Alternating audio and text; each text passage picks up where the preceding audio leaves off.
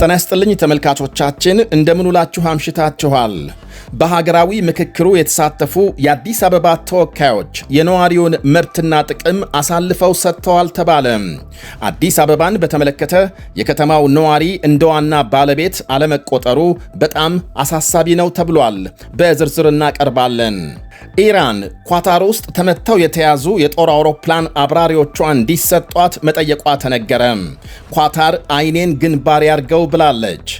በሌላ በኩል የአሜሪካንን ወታደር ግዳይ ለጣለ ኢራናዊ ዳጎስ ያለ ሽልማት ይፋ ሆኗል።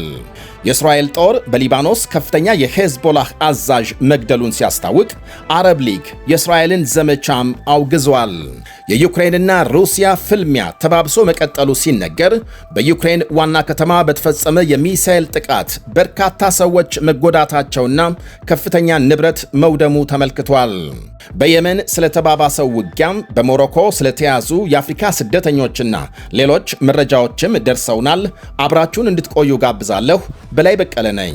በ40/60 አከፋፈል በጉጉት ሲጠበቅ የነበረውን አዲሱን ሳይታችንን መገናኛ ጫካ ፕሮጀክት ላይ ይዘንላችሁ ቀርበናል። ከባለ 1 እስከ ባለ 3 መኝታ በአንዴ ለምትከፍሉ ደንበኞቻችን የ35% እውነተኛ ቅናሽ አድርገን ባለ 1 መኝታ በ4 ሚሊዮን 800 ሺህ ብር፣ ባለ 2 መኝታ በ7 ሚሊዮን 300 ሺህ ብር፣ ባለ 3 መኝታ በ9 ሚሊዮን 700 ሺህ ብር ይዘንላችሁ ቀርበናል። በአንዴ መክፈል ለማትችሉ ደንበኞቻችን ሁለት የክፍያ አማራጮችን ይዘን ቀርበናል። የመጀመሪያው 20% ወይም ደግሞ ከ1 ሚሊዮን 400 ሺህ ብር ቅድመ ክፍያ ጀምሮ በመክፈል ቀሪውን ያለምንም ዋጋ ጭማሪ በ3 ዓመት ጊዜ ውስጥ የምትከፍሉበትን እድል አመቻችተናል። ሁለተኛው 40%ን አሁን ላይ ከፍላችሁ 60%ን ቤቱን ስትረከቡ የምትከፍሉበትን እድል አመቻችተናል። ልብ ይበሉ፣ ይህ ሳይታችን ማስረከቢያ ጊዜው 3 ዓመት ሲሆን ውጭ ሀገር ለምትገኙ ደንበኞቻችን እዛ ባላችሁበት ውላችሁን ለመላክ ዝግጅታችንን ጨርሰናል። ለበለጠ መረጃ በ0974 60 7676 ላይ ይደውሉ።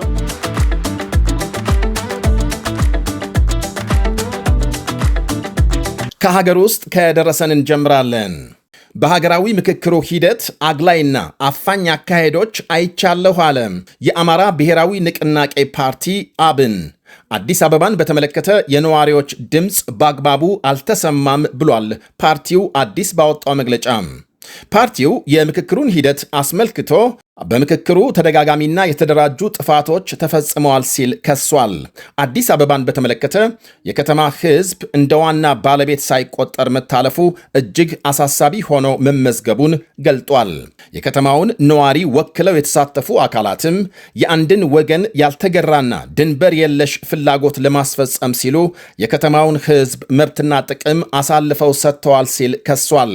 የከተማውን መሬትና አስተዳደር በተናጠል የመቆጣጠር ፍላጎት መታየቱንም አክሏል።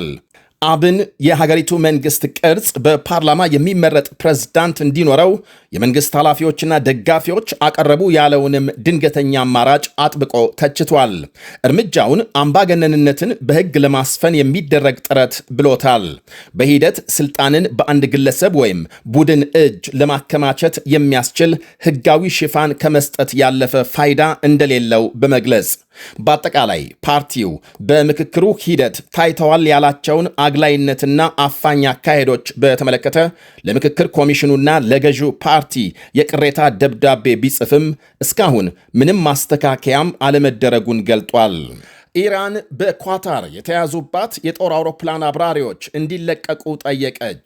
የኢራንና አሜሪካ ጦርነት ከተቀሰቀሰ በኋላም 2 የጦር አውሮፕላኖቿ በኳታር የአየር መከላከያ ተመተው ከወደቁ በኋላ የተያዙ 3 አብራሪዎቿን እንድትለቅ ኳታርን መጠየቋ ታውቋል። ኢራን የኢራኑ ጀነራል መሐመድ ባገር ዘዴህ ለዓለም አቀፉ የቀይ መስቀል ኮሚቴ በጻፉት ደብዳቤ የአብራሪዎቹን ስም በመዘርዘር ለ6 ወራት ያህል ኳታር ውስጥ በቁጥጥር ስር ውለው መቆየታቸውን ገልጸዋል። በዚያው በመጋቢት በተካሄደው ወታደራዊ እርምጃ የተገደለ የሌላ አብራሪ አስክሬን መመለሱን ተናግረዋል። ጀነራሉ አብራሪዎቹ በኳታር ወታደራዊ ካምፕ ላይ በነበራቸው ተልዕኮ አውሮፕላኖቻቸው ከተመቱ በኋላ ፓራሹት ተጠቅመው ሲወርዱ በኳታር መያዛቸውን ገልጸዋል። ከቤተሰቦቻቸው ጋር እንዳይገናኙ በመከልከል ኳታር ዓለም አቀፍ ሕጎችን ጥሳለች ሲሉ ከሰዋል። ኳታር ግን የኢራንን ክስ የተሳሳተ መረጃ ስትል አስተባብላለች። የኳታር ውጭ ጉዳይ ሚኒስቴር ቃል አቀባይ አውሮፕላኖቹ የኳታርን አየር ክልል ሲጥሱ ከአብራሪዎቹ ጋር ግንኙነት ለማድረግ ቢሞከርም ምንም ምላሽ አልተገኘም ብሏል። ሀገሪቱ ግዛቷን ለማስጠበቅ በዓለም አቀፍ ሕግ መሠረት አስፈላጊውን እርምጃ የወሰደች ሲሆን የነፍስ አድን ቡድኖች የአብራሪዎቹን አስክሬን ለመፈለግ ጥረት ያደረጉ ሲሆን የተገኘውን የአንድ አብራሪ አስክሬን ለማስረከብ ለኢራን ጥሪ ቀርቦ ምላሽ አልተሰጠም ሲል አክሏል። ይህ በእንዲህ እንዳለ የአሜሪካ ወታደር ግዳይ ለጣለ ኢራናዊ ከፍተኛ ሽልማት ተዘጋጀ። አንድ የአሜሪካ ወታደር ለያዘ ወይም ለገደለ ኢራናዊ $30,000 ሽልማት መንግስት ይፋ አድርጓል። የኢራን ባለሥልጣናት የአሜሪካ ፕሬዝዳንት ዶናልድ ትራምፕን ለመግደል ሽልማት ሲያስተዋውቁ ነበር። ግንቦት ላይ የሀገሪቱ ፓርላማ ትራምፕን ለገደለ የ50 ሚሊዮን ዩሮ ሽልማት ይፋ ማድረጉ ይታወቃል። የየመን መንግስት በሁቲዎች ላይ መጠነ ሰፊ ወታደራዊ ጥቃት መፈጸሙን አስታወቀ። በዓለም አቀፍ ደረጃ ዕውቅና ያለው የየመን መንግስት ባለፉት 24 ሰዓታት በሁቲ አማጽያን ይዞታዎች ላይ ከ180 በላይ ወታደራዊ እርምጃዎች መውሰዱን ገልጿል። እንደ የመን መንግስት መግለጫ በተካሄዱት በእነዚህ ዘመቻዎች በርካታ የሁቲ ተዋጊዎች የተገደሉና የቆሰሉ ሲሆን በርካታ ወታደራዊ ተሽከርካሪዎችና ቁሳቁሶች ተደምስሰዋል። ሆኖም ይሄ መረጃ በገለልተኛ አካል እስካሁን አልተረጋገጠም። የየመን መንግስት አክለውም ሰራዊቱ በተጠንቀቅና በከፍተኛ ዝግጅት ላይ እንደሚገኝ ገልጿል። በወታደሮች ወይም በሰላማዊ ሰዎች ላይ የሚቃጣ ማንኛውም ጥቃት አስቸኳይና ከባድ ምላሽ የሚያስከትል መሆኑን አሳውቋል። የእስራኤል ጦር በደቡብ ሊባኖስ ከፍተኛ የሄዝቦላህ አዛዥ መግደሉን አስታወቀ። የእስራኤል መከላከያ ሰራዊት በደቡብ ሊባኖስ በፈጸመው የአየር ጥቃት የሄዝቦላህ ከፍተኛ አዛዥ አቡ ሐሰን ኦላንን መግደሉን ዛሬ አስታውቋል። እንደ እስራኤል ጦር መግለጫም አቡ ሐሰን በደቡብ ሊባኖስ በሚገኙ የእስራኤል ወታደሮች ላይ የተፈጸሙ ጥቃቶችን በማደራጀትና የፍንዳታ ድሮኖችን በማሰማራት ረገድ ቁልፍ ሚና ነበረው። በተጨማሪም ባለፉት ዓመታት በእስራኤል ወታደሮችና ሰላማዊ ሰዎች ላይ የተፈጸሙ ዘመቻዎችን ሲመራ እንደነበር ተገልጿል። በተጨማሪም በእንሳር አካባቢ በሚገኝ አንድ የእዝ ማዕከል ላይ በተፈጸመ ጥቃት የሄዝቦላህ ራድዋን ፎርስ የሻለቃ አዛዥ አሊ ሳሚር አልሃጅ መገደሉን እስራኤል አክላ ገልጻለች።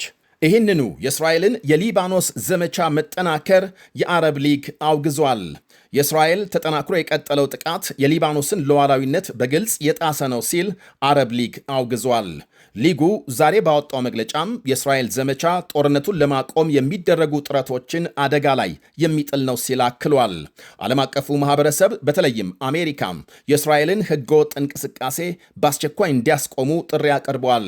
የአረብ ሊግ መግለጫም እስራኤል ትላንት በደቡብ ሊባኖስ 11 ሰዎች የተገደሉበት ጥቃት መፈጸሟን ተከትሎ የተሰማ ነው። ወደ ሌላ ዘገባ ስናልፍ የሞሮኮ ባለሥልጣናት ወደ ስፔኗ ራስ ገዝ ግዛት ሲዩት ሊገቡ የሞከሩ ከ100 በላይ ስደተኞች መያዛቸው ተነገረ። ባለሥልጣናቱ ከስፔን ድንበር 3 ኪሎ ሜትር ርቀት ላይ ስደተኞቹ መያዛቸውንና አብዛኞቹ ከሰሐራ በታች የአፍሪካ ሀገሮች የተነሱ መሆናቸውን ገልጸዋል። በባህር ዳርቻው በኩል ጥበቃ መጠናከሩ ሲነገር ሁለቱ ሀገሮች ከፍተኛ ቁጥር ያለው የጸጥታ ኃይል ማሰማራታቸው ታውቋል።